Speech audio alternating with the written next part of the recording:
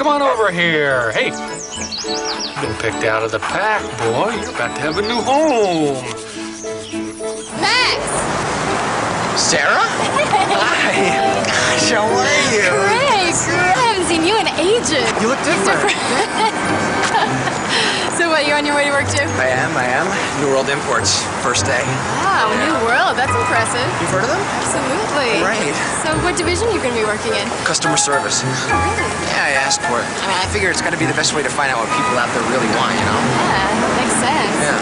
Well, listen, I gotta run, but let's have lunch sometime. Yeah. Catch up on old times. I like that. See ya. Bye. Meet Max and Max. You wouldn't know it at first glance, but Max and Max have very similar stories. Max was born to purebred parents of the finest stock.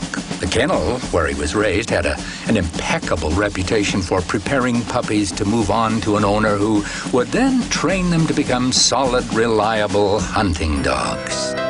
Max was born into a hardworking family where there was a strong emphasis on education. Max loved school, did well, and received a scholarship to a noted university, graduating with honors. So here we have Max and Max, both prepared, full of enthusiasm, and ready to make a contribution.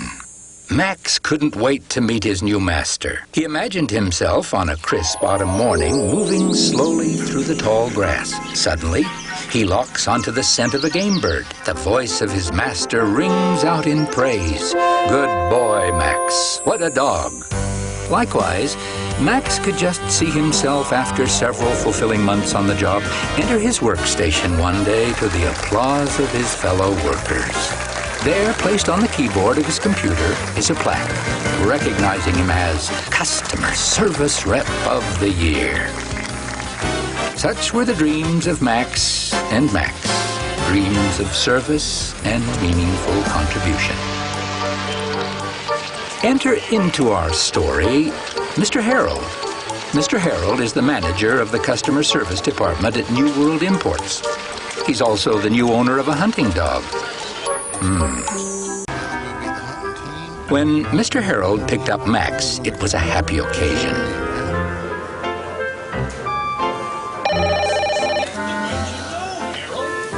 If you've got all these really great ideas, then put them to work in your own department. Okay. Likewise, when Max arrived at New World on his first day, Mr. Harold greeted him in an atmosphere of great warmth and welcoming. Mr. Harold talked to Max about his new home, about hunting, and about, well, life in general. Max listened.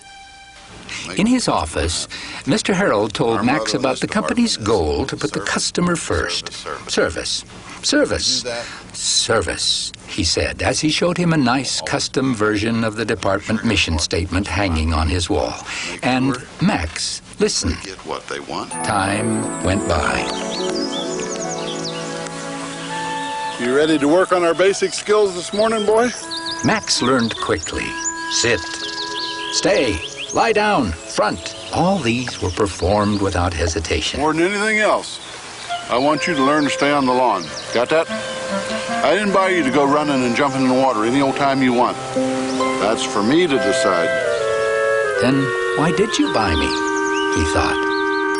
Meanwhile, Max became intimately familiar with the higher meaning of practices and procedures. And they request something that falls outside of the guidelines. What do you say?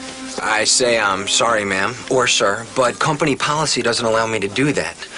What is that referring to in this case, sir? Doesn't matter. It doesn't? Absolutely Then not. why did you hire me, he thought. And time went by.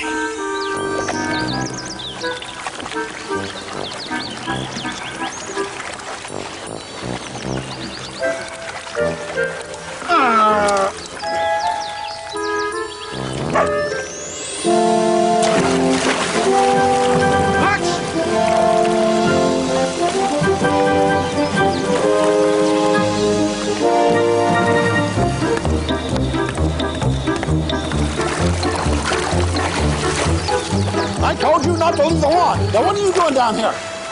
Now, you get right back up on that lawn before I take a newspaper to you. Go on, you get. Get up on that lawn. Max was stunned. All he had on his mind was helping Mr. Harold.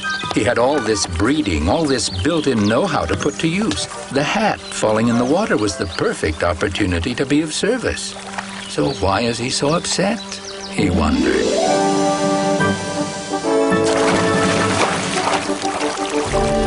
Max! Front! Yes, sir? Sit. Sit? Have a seat. Of course, sir. Thank you, sir. Tell me about DeWalt Travel Associates. Oh, yes. Ann DeWald herself called me to tell me that she hadn't received the luggage shipment. This was the second time, and she was headed to Europe for the big travel show. Couldn't wait for regular shipping, so I overnighted it to her. I know all that part. What I want to know is why did you do it? Why? Yes, why? Because when she called, shipping was on a shift change. So? So I couldn't get anyone to answer. So? So after I finished here, I went down to shipping myself, found the right line, and arranged for the overnight shipper to pick it up. You're missing the point of my question. I don't care about all the hoops you jump through. I just want to know why did you do that? Service, service, service, sir. Don't quote company policy to me, young man. There's a larger issue here. I agree. In fact, I wanted to know if I could make a few departures from company guidelines, maybe for a 30-day period or so, track the results and see if the callback and referral margins go up. And maybe we could set you up on your own floor. Hire support staff, create a new line item in the corporate budget. Get your own job figured out first, Max. Then you can start worrying about mine, okay? Yes, sir. Now, Mr. Harold wasn't really a bad man, you see. In fact, he was really quite average. He just had a certain way of looking at his job, and he wanted those who worked for him, all those who worked for him, to look at their jobs in just the same way. Go get it, boy!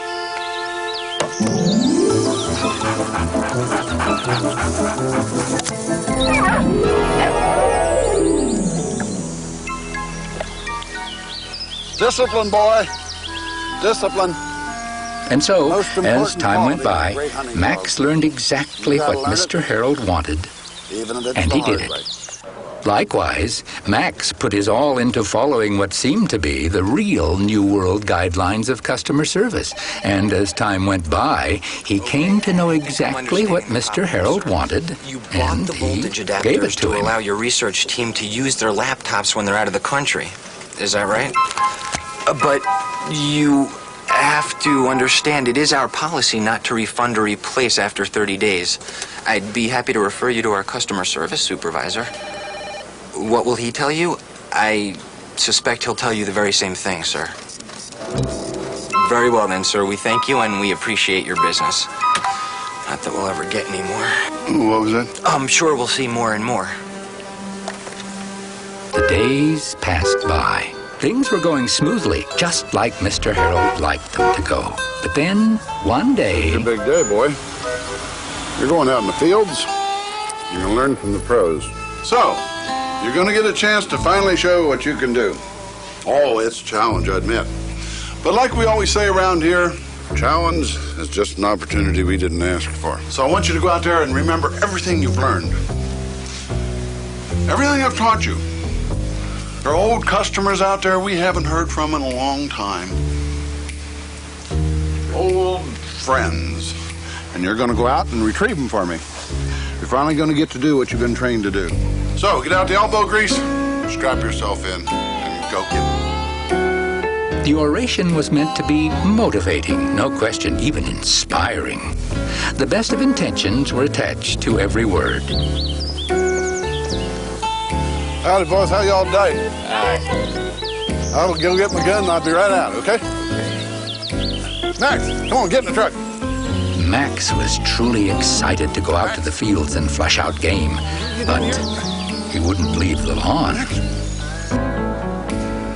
And Max learned quickly that no matter how sincerely he restated company policy to lost customers, they still had the same problems. Mr. Harold's lofty goals were not being achieved. Mr. Harold was perplexed. Get in that truck. At first, he tried encouragement. Look, boy, I don't know what the problem is, but see, you need to look at this like it's an adventure. That more than anything else is fun, because with each old customer you talk to on that phone comes an opportunity to make a new friend. Yeah, but they all hate me. Oh, I remember you. No, you're the one who said no. I understand, I do, but see those guys? They want to go. They're ready to go. And see their dogs? Their dogs are ready to go. You don't see those dogs lying around with their chins on the ground, do you? The question I'm starting to ask myself now is, why am I paying you the kind of money I'm paying you when this is what I get in return, huh? Can you answer me that? You are supposed to be the best that money can buy. And look at you. I give you your big chance, your big opportunity to show what you can do, and this is what you do with it? Come on! There's all that brains and education and ambition you walked in here with a few months ago.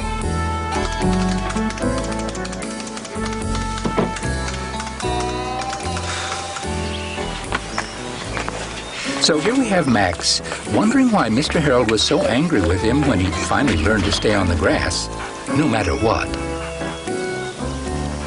And Max wondering why, when he was doing his level best to implement the connection between company policy and customer service, was Mr. Harold so thoroughly disgusted with his work. Time went by. And one day, Mr. Harold's boss decided that what was lacking in his assignment to bring back old customers was teamwork. So he suggested to Mr. Harold that he throw a little party for all the customer service reps. Why don't you do it in your own backyard, he said. It'll give it that personal touch. And so he did. Max, you haven't tried my famous ribs yet. Well, They'll melt in your mouth. Best thing you ever ate. My hunting dog, and I use the term loosely, loves them. so, if the dog likes them, well, then I should like them. Makes sense. Thank you, sir. Yes, well, I hope you're enjoying the party. Hey, everybody, come on down here and let me show you what I've been working on all summer. The party was a real success. Mr. Harold was particularly pleased. I just needed to get these people to like me, he thought. Now, when I chew on them, they'll know it's nothing personal. Yep. Can't have a boat without a hat. All right? How do you like this? It took me 3 months. Sit here at your tiller.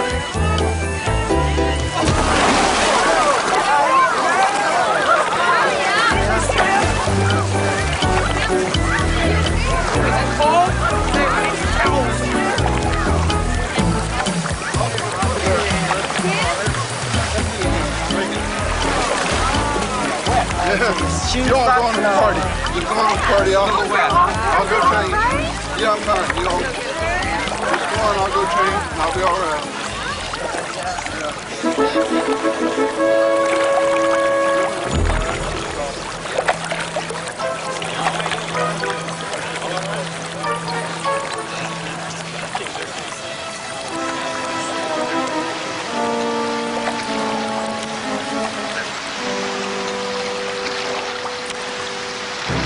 You must know something about that hat that I don't. There was an interesting connection felt by Max and Max on that summer day, though neither of them really knew what it was. But nonetheless, fate was having her way on that day, proving that not all of the best ironies in life are reserved for stories in storybooks, as we might suppose. And time went by.